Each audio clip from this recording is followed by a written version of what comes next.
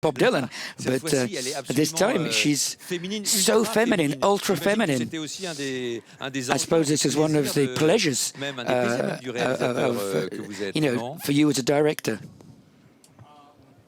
Yes, it was a tremendous pleasure to work with Cate initially on I'm Not There in that shape-shifting, extraordinary performance as Bob Dylan. But this was a whole new adventure. And it was a project actually that I came to with Cate already attached to it. But when I read the book and read the script, and it just seemed like this role would be perfect for Cate. And then we had to find the perfect partner for Cate, and we did. Oui, c'est Rooney Mara. Alors, je disais, yeah, Rooney Mara. Yes, I was saying she's ultra feminine, ultra glamorous in the role. So it was the aesthetics of the time. It was very straight-laced period, but at the same time very beautiful. It's quite paradoxical.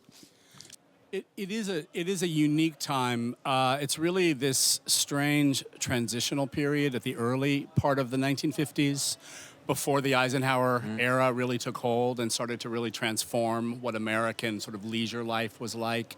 If anything, it feels more like the residue of the war years and that sort of transitional, really the beginning of the Cold War, where the options and the available choices for people, let alone women, were limited. And I think there was a sort of sense of the deep freeze imposing itself on American life.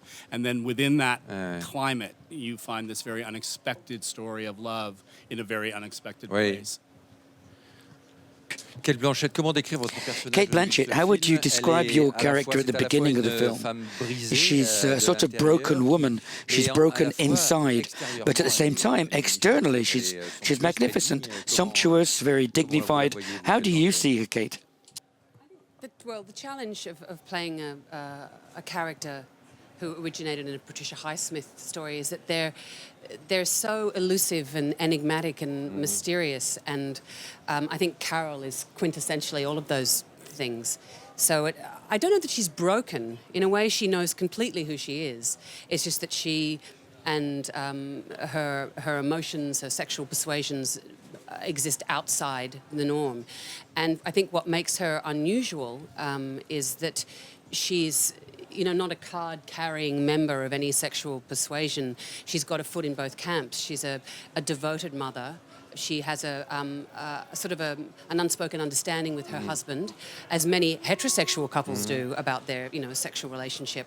And I think that she feels completely ambushed by the feelings that she feels towards Therese. And that's where I think it's a love story across all sexual persuasions for me, in that I think when anyone falls in love, no matter what their sexual persuasion, it happens to you. And it consumes you, and you feel it's a tsunami rather than something that you're in control of. So I think for someone who's in control of her life, or feels that she's found a way to manage her existence, suddenly she gets transported into chaos. Difficile de ne pas tomber amoureux de Cate Blanchett. It's difficult not to fall in love with Cate Blanchett, isn't it, Rooney Mara? Very, very. Even now. Comment vous voyez votre personnage? How do you see your character, Rooney? She's this young woman who, she's got her path is sort of traced out for her. She's got the boyfriend, she's got, everything, and she chooses another path. How do you explain this?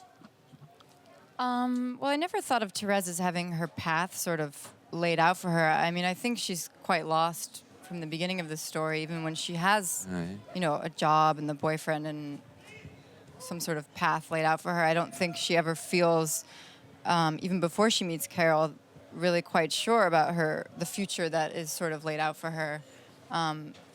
So she's quite a lost soul and a lost character. And then I think Carol sort of enters her life like this almost tornado and kind of leaves everything in upheaval. And it's like Cate said, falling in love really is like a tsunami. It's not something you really can choose. It's just sort of something that happens and it overtakes her. And I mean, really, it just she's at that age where you're figuring out what works for you and what you want your life to look like. And I think it's very eye-opening for her, but also very confusing. And,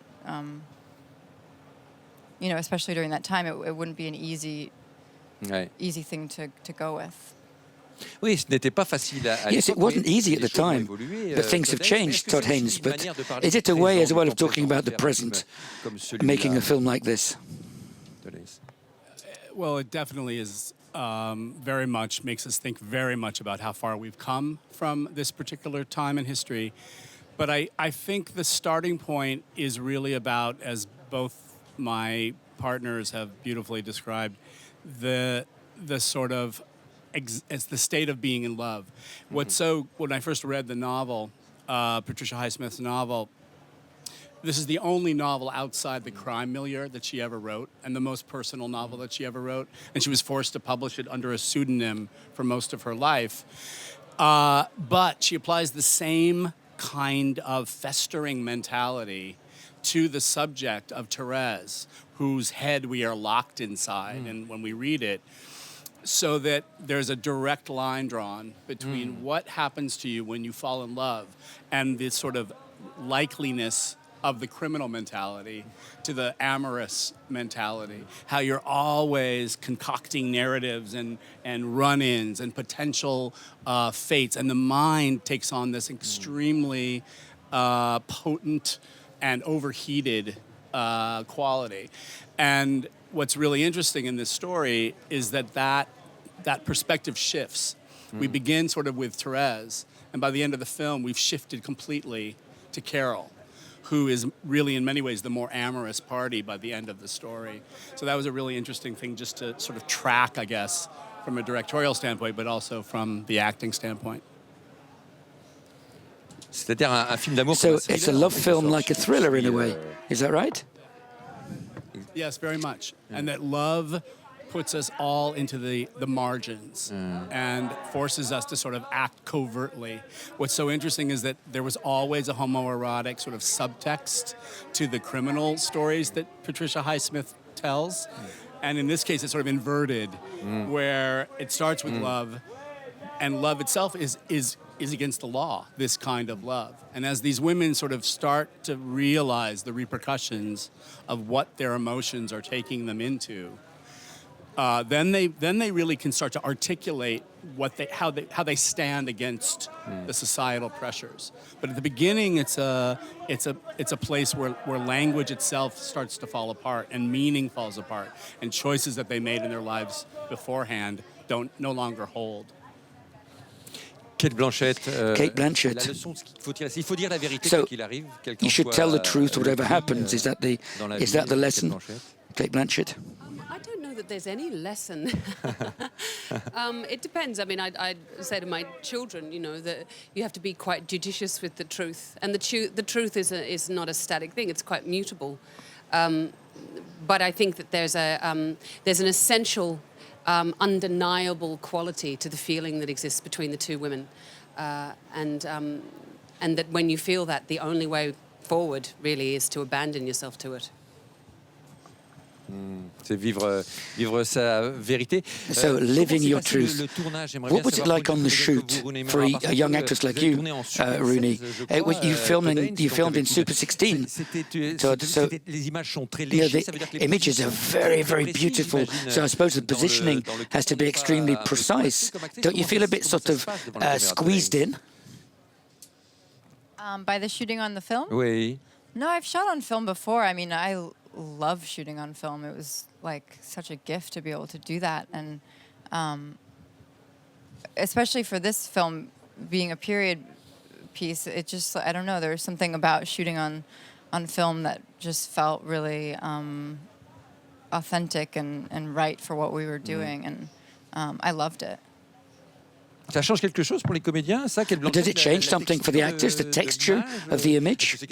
Is it something that you're aware of, you know, and the fact that Todd Haynes was shooting it like that on film? I think the brilliant gift of working with a director like Todd is he completely, before you start shooting, invites you into the mood of the film. And so Todd's visual references are extraordinary. So I don't know about you, but I found that I had a real sense of, it was immaterial to me whether we were shooting on Super 16 or HD in the end, from a technical point of view, although the rhythm is slightly different.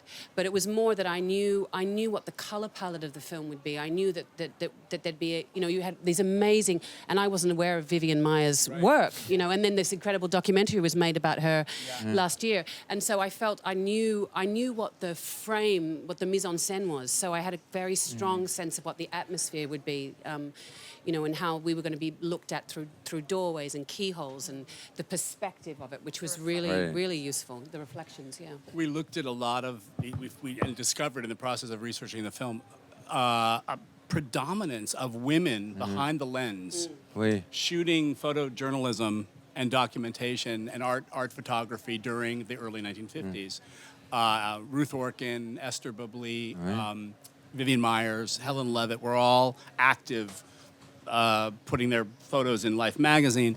And Therese's character in the book is actually a theater designer, and we made her into a aspiring photojournalist. So this whole way of sort of lensing through a female perspective was something that actually was a sort of surprise in what we encountered in our research process.